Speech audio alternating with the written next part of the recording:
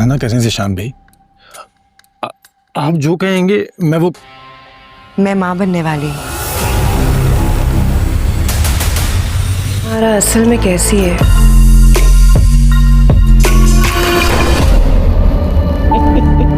करूँ।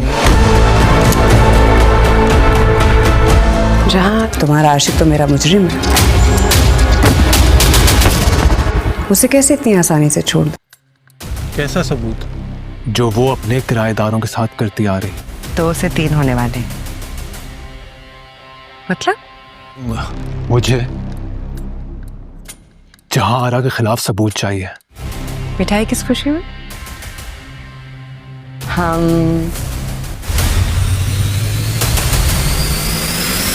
तो राज नहीं रहा, अब तुम्हारे राज का क्या करूं?